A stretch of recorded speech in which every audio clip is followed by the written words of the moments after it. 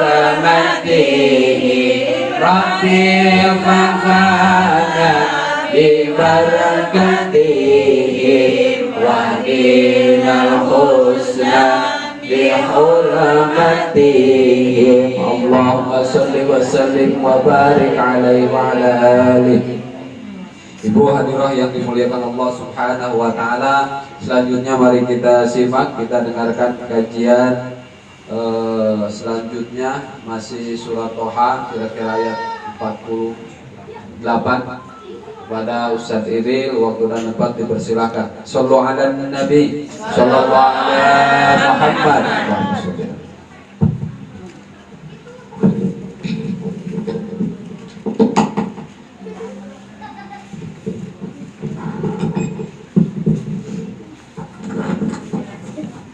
Bismillahirrahmanirrahim. Assalamualaikum warahmatullahi wabarakatuh. Waalaikumsalam warahmatullahi wabarakatuh. Alhamdulillahilladzi asqana al-masnu'at wa fatara al-mawjudat wa amatal ahya wa ahya al-amwat. Inna fi khalqis samawati wal ardi wa ikhtilafil laili wan nahari ayat. Allahumma salli wa sallim wa barik ala sayyidina Muhammadin wa ala alihi wa sahbihi ajma'in, amma ba'du. Alhamdulillah, puji beserta syukur marilah sama-sama kita panjatkan kehadirat Allah Subhanahu wa taala yang telah memberikan kepada kita nikmat sehat, nikmat hidayah sehingga kita bisa kembali hadir dalam rangka mengkaji, mencari petunjuk Allah yang ada di dalam Al-Quran. Dan begitu juga salam beserta salam tidak lupa kita limpahkan kepada Nabi kita Muhammad Sallallahu Alaihi Wasallam. Para ibu yang saya hormati dan mudah-mudahan Allah muliakan, kita kembali melanjutkan pembahasan surah Toha ayat ke-48, yang dimana ayat ke-48 ini masih sambungan dari ayat ke-47, yaitu di ayat 47 Nabi Musa memberikan nasihat kepada Firaun bahwa beliau datang itu untuk menyampaikan pesan, salah satunya yaitu jangan berbuat zalim kepada orang-orang Bani Israil, dan diakhiri dengan perkataan wassalamu ala manittaba'al huda, dan keselamatan bagi orang-orang yang mengikuti petunjuk. Nah, di ayat 48 ini masih sambung, artinya masih perkataan awal daripada Musa. Inna qad uhiya ilaina annal adaba ala man kadzdzaba wa tawalla. Inna qad uhiya ilaina, sesungguhnya diwahyukan kepada kami, annal adaba, sesungguhnya azab itu ala man kadzdzaba wa tawalla, yaitu apa? Bagi orang yang dia berdusta wa tawalla, dan dia berpaling. Gitu. Jadi ini perkataan awal daripada Musa ketika memulai pembicaraan itu. Maka setelah Fir'aun mendengarkan daripada apa yang Musa sampaikan, ya kan, karena ini Fir'aun bertanya, qala, berkata Fir'aun, faman rabbukuma ya Musa. Faman, maka siapakah, rabbukuma, Tuhan kalian berdua, ya Musa, wahai Musa. Kenapa di sini katakan Tuhan kalian berdua, tapi yang diomongin cuma Musa, nggak Harunnya, nggak dibawa-bawa? Karena Musa ini tahu bahwa yang pimpinannya adalah Musa. Karena Fir'aun tahu bahwa pimpinan mereka adalah Musa, maka apa? Yang ditegaskan itu pertanyaan kepada Musa. Terlebih Fir'aun ini kan pengen tahu, Tuhan bagaimana sih, Tuhan menurut lu, atau Tuhan lu itu kayak mana sih?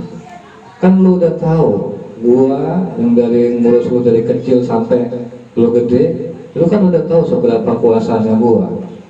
Misalnya kalau kata Fir'aun istilahnya hitam, kalau kata Fir'aun putih. Intinya Musa juga tahu apapun yang Fir'aun pengen pasti tercapai, kan begitu. Maka Fir'aun nantang, bagaimana sih, atau siapa sih Tuhan lu itu berdua, Tuhan lu berdua itu kayak gimana? puasanya sehebat apa, begitu. Maka qala rabbuna allazi a'ta kulla syai'in khalqahu tsumma hada. Maka Musa menjawab apa? Rabbuna, Tuhan kita semua. Makanya ulama seperti Quraisyihan lebih menafsirkan kata Rabbuna itu kita semua, bukan kami. Kalau kami kan berarti Musa Harun doang. Tapi Tuhan kita semua, Rabb kita semua, alladzina, yaitu yang a'ta, memberikan kulla syai'in khalqahu, segala sesuatu itu berdasarkan penciptaannya. Summa hada, kemudian Allah memberikan petunjuk. Maksudnya apa? Allah ini kan Rabb yang memelihara, yang menjaga, ya kan, yang memberikan rizki kepada hamba-hambanya, kepada makhluknya. Maka di ayat ini itu ditunjukkan bagaimana cara Allah menjaga, bagaimana cara Allah memberikan rizki kepada makhluk-makhluknya, bagaimana cara Allah memberikan rizki kepada misalnya burung-burung, bagaimana cara Allah memberikan rizki atau menjaga hewan-hewan yang lain selain burung. Ini di sini ditemukan jawabannya. Caranya gimana? Rabbuna allazi a'ta kulla syai'in khalqahu. Allah menciptakan segala sesuatu, makhluknya yang ada di dunia ini sesuai dengan penciptaannya. Maksudnya begini, Bu, makhluk Allah diciptakan kan dalam bentuk yang berbeda-beda. Ada elang itu diciptakan dengan cakar yang tajam, dengan paruh yang tajam. Nah, Allah nggak semata-mata menciptakan elang dengan kondisi kayak begitu, kecuali apa? Summa hada, kecuali Allah memberikan petunjuk. Itu cakar lo yang tajam, buat nyengkeram lo punya mangsa. Itu pacuk lo yang tajam, buat lo hancurin itu daging mangsa lo. Kan begitu petunjuk dari Allah. Makanya elang itu cara hidupnya, ya kan, cara Allah kasih rezekinya, Allah kasih betelin dia pertama fisik penciptaannya itu seperti itu cakar. Yang kedua Allah kasih dia petunjuk. Kalau lo makannya kan begini, makannya begini dan begini. Terus apa lagi? Harimau. Allah ciptakan harimau itu bentuknya dia punya taring yang kuat, dia punya cakar yang kuat. Dan Allah nggak semata-mata menciptakan harimau itu dengan taring itu, kecuali summa hada, kecuali Allah kasih petunjuk buat harimau.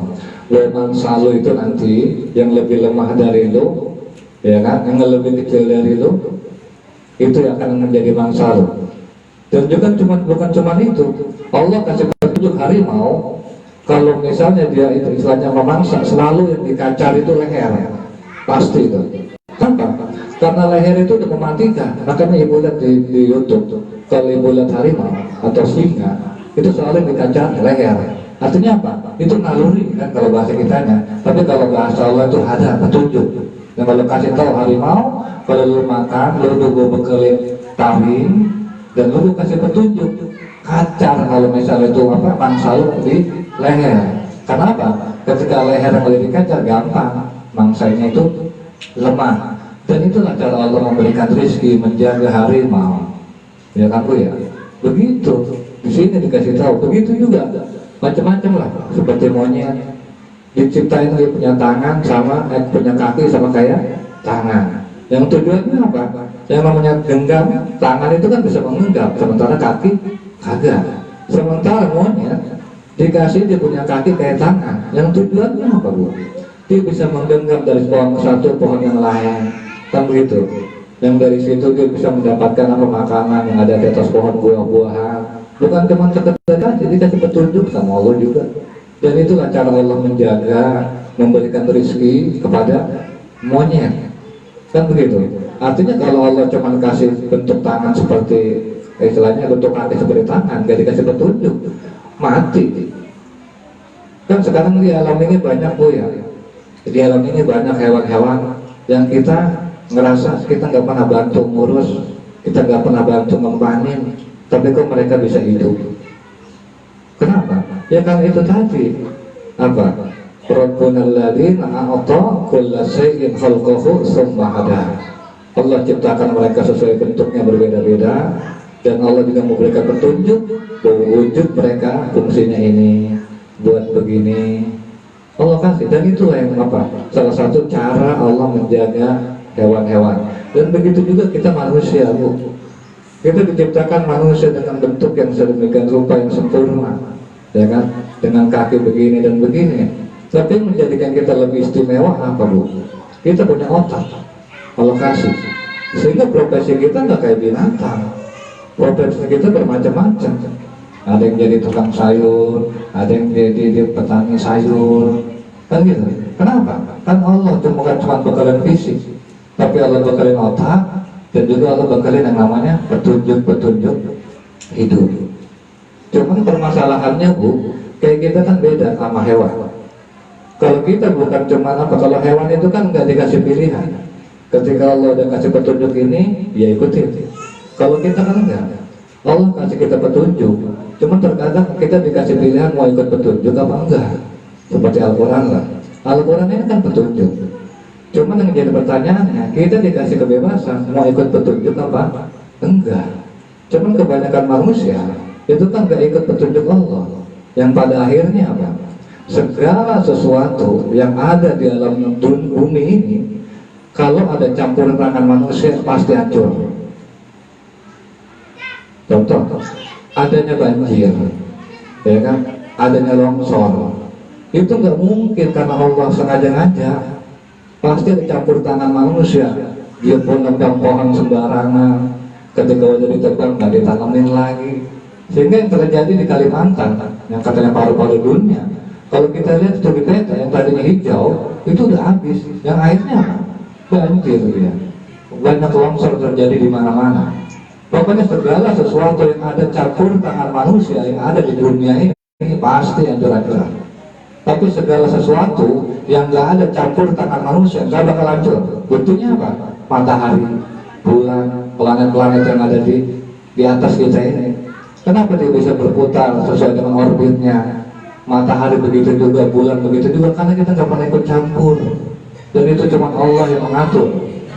Tapi kalau misalnya campur tangan kita seperti yang ada di sekarang kita alami, itu kan karena campur tangan dan ulah kita sendiri, Bu. Menjadikan apa? Alam ini murka. Penyebabnya kan ulah kita tidak mengikuti petunjuk. Makanya di sebelumnya kan apa? Wassalamun ala man ittaba'al huda. Keselamatan bagi orang yang mau mengikuti petunjuk, gitu. Dan juga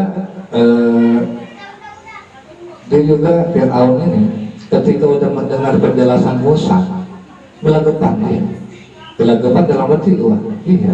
Sementara kan Fir'aun ini dia merasa berkuasa, cuma merasa karena kalau kata AA, kalau kata dia BB, kalau kata dia mati, kan begitu doang. Dia nggak berpikir bagaimana apakah dia bisa menjaga, merawat seluruh makhluk yang ada di dunia. Mati kutu. Yang akhirnya apa? Dia mengalihkan pembicaraan, Bu. Qala fama balu qurunil ula.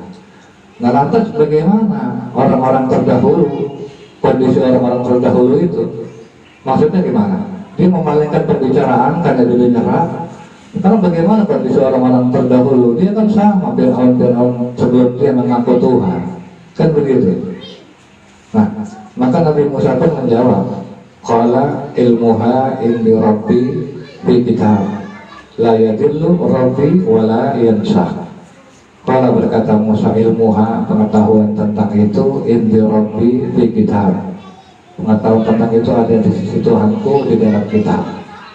La yadillu, gak akan sesat, gak akan salah, rabbi Tuhanku wala yansa, dan juga gak bakalan lupa. Tetap semuanya pengetahuan tentang orang-orang terdahulu bagaimana nasibnya itu udah ada pengetahuannya. Pengetahuannya apa? Ada di sisi Allah. Jadi jangan menanyakan sesuatu yang tak perlu.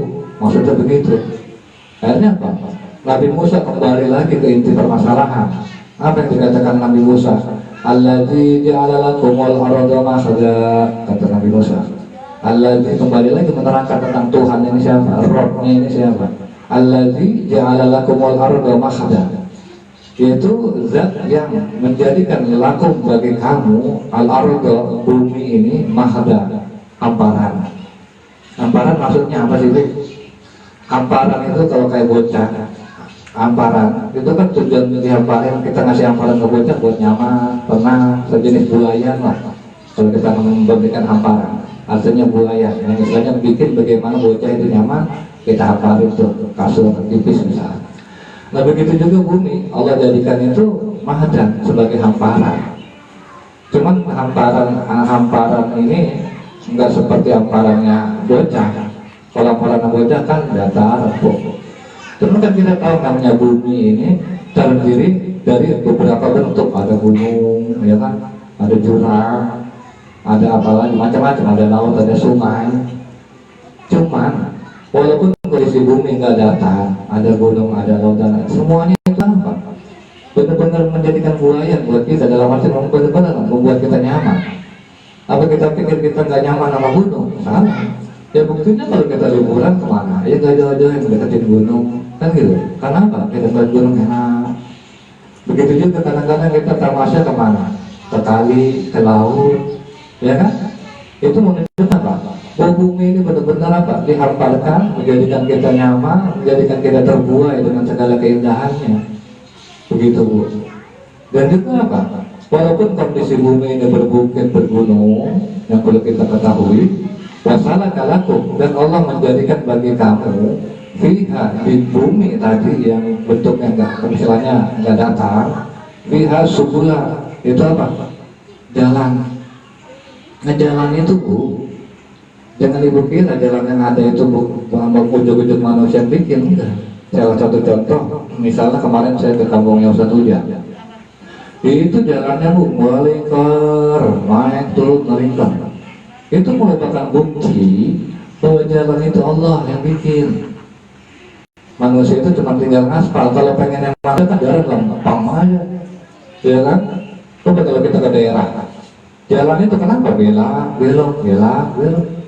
Karena memang itu jalan udah Allah bikin, cuman kan kita tinggal aspal doang. Artinya itu jalan walaupun kondisi ini berbukit, tetap Allah kasih akses buat kita saling mengunjungi satu sama lain. Itu dengan jalan yang ada mereka. Kalau jalan pengen buatan manusia, kayak tol Cipali kan, lempeng aja. Ya kan, Cipularang lempeng aja. Itu buatan manusia, pengennya manusia. Tapi kalau kita ke daerah, ya kan kayak gini. Itu menunjukkan bahwa jalan ini Allah yang bikin. Begitu. Walaupun kondisi bumi ini nggak datar. Dan juga pihak subula wa anjala minas sama, dan juga Allah menurunkan dari langit itu ma'an air. Dan apa? Wanjala, dan aku, ya wanjala, dan aku menurunkan minas sama itu ma'an air. Fa'akhrajna, maka kami mengeluarkan. Nah kalau sekarang kami ketika mengatakan fa'anjalna, Allah menurunkan, artinya apa? Kalau aku yang menurunkan, artinya memang Allah yang menurunkan. Sementara fa'akhrajna, kami mengeluarkan bihi, dari tanah tadi, azwajan min nabatin satta, mengeluarkan apa? Azwajan berpasang-pasangan min nabatin satta, daripada tumbuh-tumbuhan yang macam-macam. Nah kalau di Quran itu kan karena ada apa? Ada campur tangan manusia, ya kan? Yang namanya nanam itu ada campur tangan manusia, usaha kerja daripada manusia. Dan mungkin itu saja dari apa yang saya sampaikan. Dan di sini kita sama-sama lihat bahwa Allah Subhanahu wa Ta'ala memberikan gambaran yang sempurna kepada kita tentang bagaimana Dia sebagai Tuhan yang menjaga, merawat, memberikan rezeki. Dan ini adalah hal yang nggak bisa dibantah oleh Fir'aun. Dan Fir'aun sekalipun nggak bisa membantahkan hal ini. Mungkin nanti Ustaz Al-Rahmi akan sedikit menjelaskan tentang apa yang saya sampaikan. Dari situ kajian akhir kalam. Wassalamualaikum warahmatullahi wabarakatuh.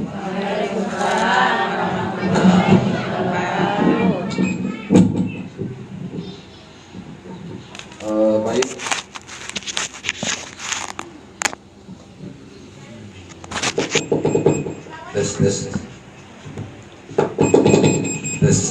Baik.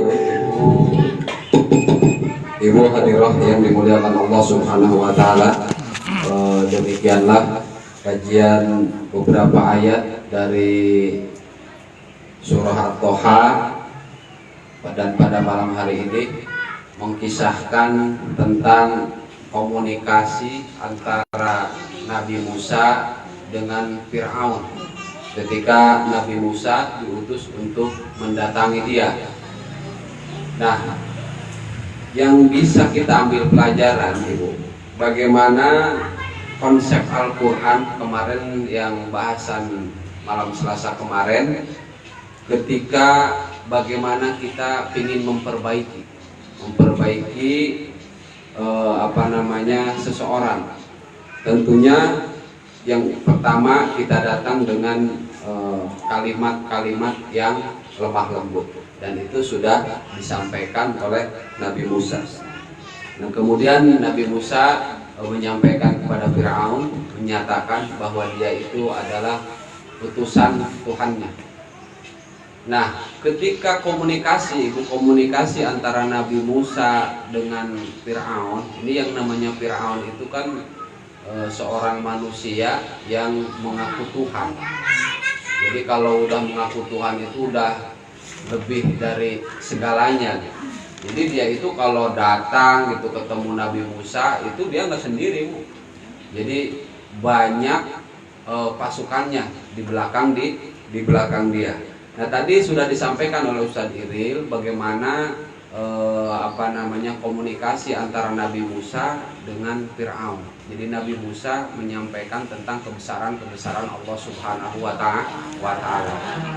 Salah satunya, jadi Nabi Musa menjelaskan ketika ditanya oleh Fir'aun, emang siapa Tuhanmu, kan begitu.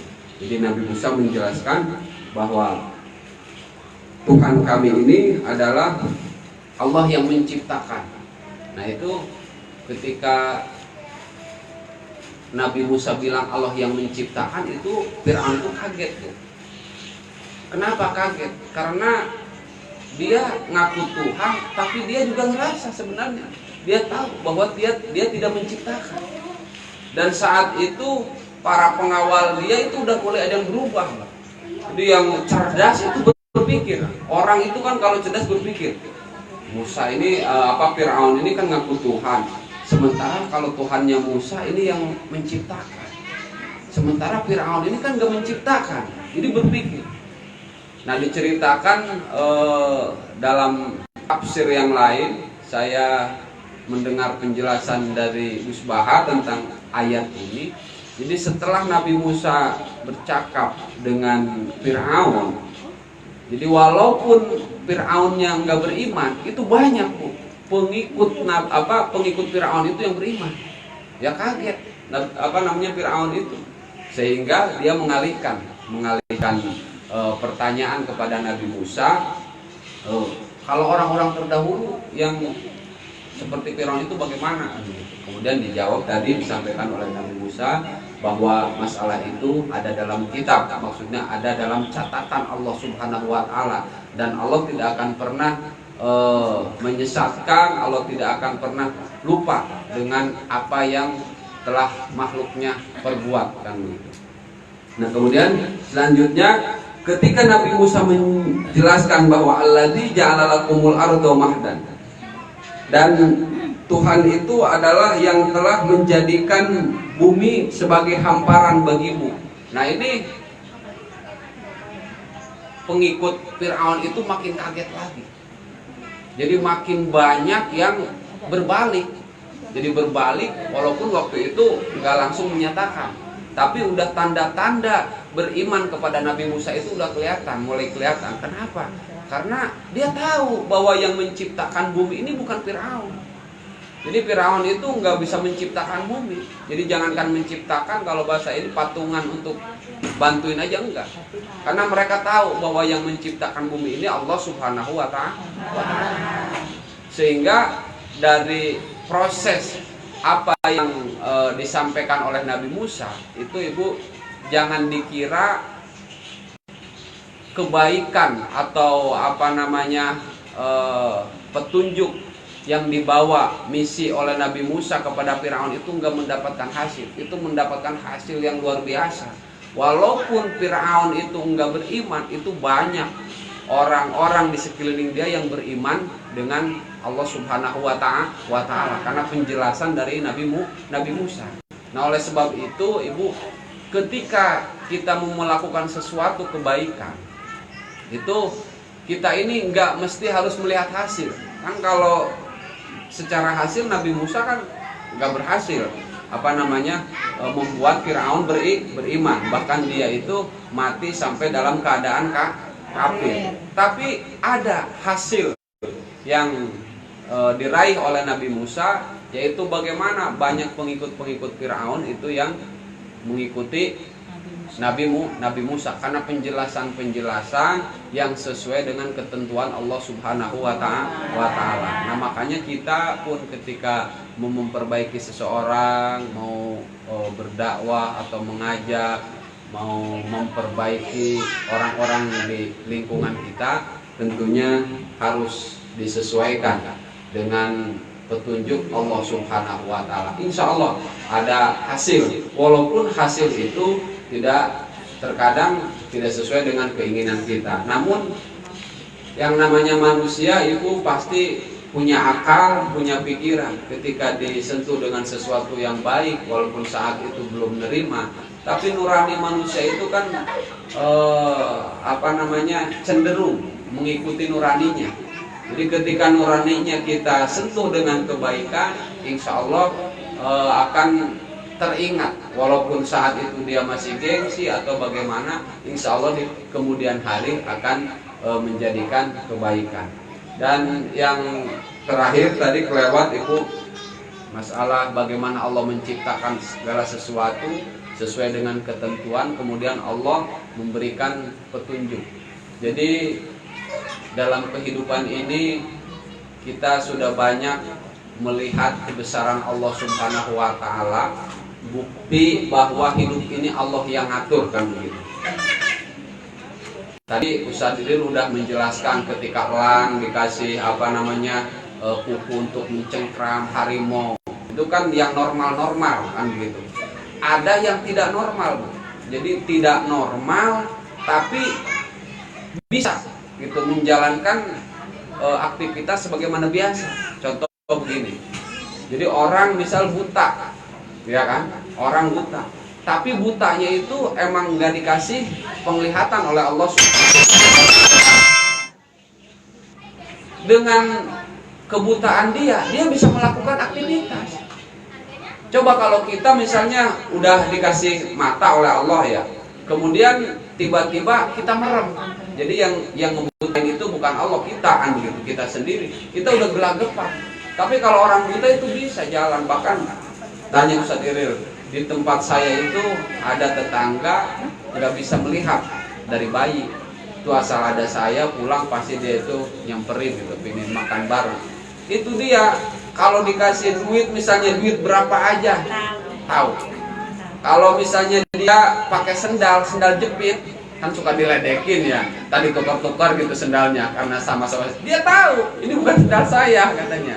Padahal kalau kita merem itu sendal nggak ngerti gitu. Kenapa?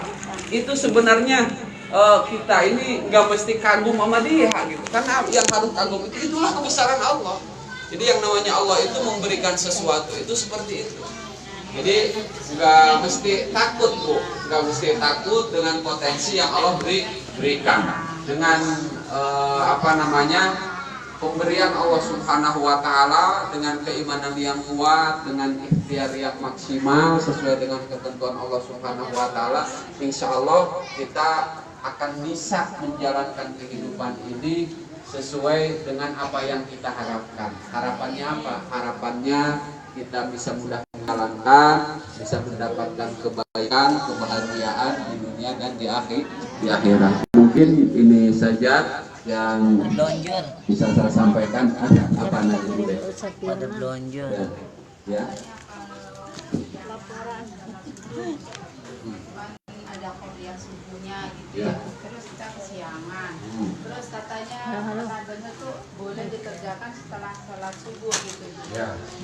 Benar gitu. Jadi begini, itu bagi orang yang rutin melaksanakan qobliyah subuh. Jadi qobliyah itu rutin, dawam, nggak ketinggalan. Nah, tiba-tiba subuhnya kesiangan. Artinya kan ketika subuh kesiangan, masa sunah dulu nggak mungkin kan?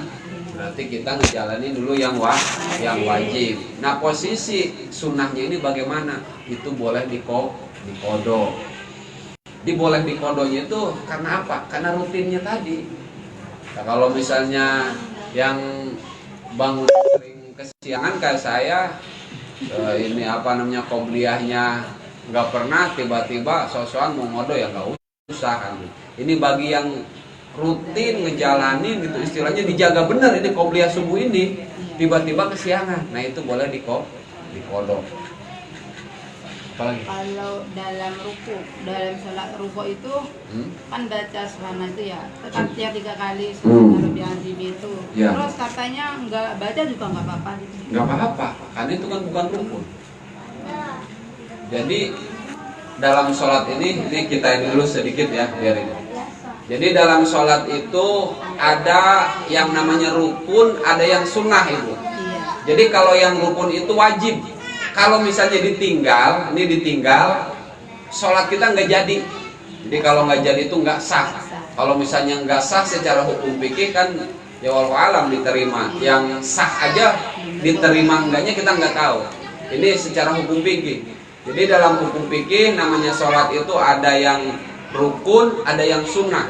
Nah yang rukun ini ada 3 bagiannya, dibagi-bagi lagi. Jadi yang wajib ini 1 rukun pekerjaan hati.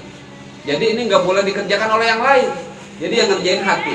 Yang kedua rukun yang dikerjakan oleh mulut, ucapan. Yang ketiga rukun yang diucapkan oleh anggota. Nah ini rukun yang dikerjakan oleh hati itu niat. Jadi ketika sholat johor misalnya, ketika ibu bilang usolli fardhu zuhri, itu belum niat, itu baru ucapan, lafad niat. Ketika Allahu Akbar, nah hati kita di situ ngambil niat. Sahjaku sholat apa gitu. Misalnya sahjaku sholat johor 4 rakaat fardu karena Allah Ta'ala. Nah itu rukun yang dikerjakan oleh hati. Kemudian ada rukun yang dikerjakan oleh ucapan.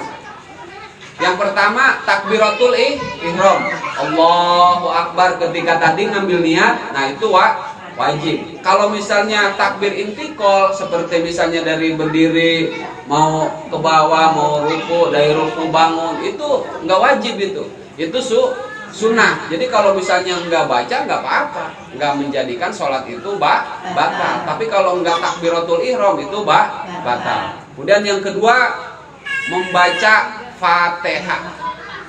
Jadi yang kedua yang dikerjakan oleh apa? Oleh mulut itu Fatihah. Jadi wajib ini. Pertama Allahu Akbar ketika takbiratul ihram, kedua apa itu? Sunnah. Kalau nggak dibaca nggak jadi batal. Kemudian yang ketiga yang wajib dikerjakan oleh lisan itu tahiyat dan rangkaiannya sampai salam. At-tahiyatul mubarakatuh, shalawat kepada Nabi, itu semua wajib. Nah kalau misalnya yang lain baca doa iftitah, subhana rabbiyal a'la wa bihamdi, kan subhana rabbiyal azimi wa bihamdi, kemudian robbana walakal hamd, itu semua sunnah. Jadi tidak menjadikan batal sholat kita. Dan syaratnya ibu, syarat kita membaca yang tadi Allahu Akbar ketika takbiratul ihram, kemudian membaca Fatihah, membaca tahiyat dan yang lainnya, itu minimal yang namanya baca itu harus kedengeran. Kedengerannya sama siapa? Kedengeran oleh diri sendiri. Ngerti nggak? Jadi kalau ibu sholat misalnya Allahu Akbar, nah ketika baca Fatihah itu harus ngucap, dibaca Bismillahirrahmanirrahim, Alhamdulillahirabbil alamin. Itu harus kedengeran. Jadi bukan di hati, karena kalau yang di hati itu apa? Niat. Jadi yang namanya dibaca itu Fatihah, tahiyat itu harus dibaca. Nah kalau subhana rabbiyal a'la wa bihamdi, subhana rabbiyal azimi, Allahu akbar kabiro, itu sunnah. Tapi kalau mau dibaca itu tetap sama, caranya harus kedengeran juga. Karena kalau misalnya nggak kedengeran sama kita, cuman di hati, itu bukan baca namanya. Yang namanya baca itu melafadzkan, mengucapkan. Alif kedengeran alifnya, lam kedengeran lamnya, begitu. Itu kira-kira ya. Ada lagi? Tutup, mudah-mudahan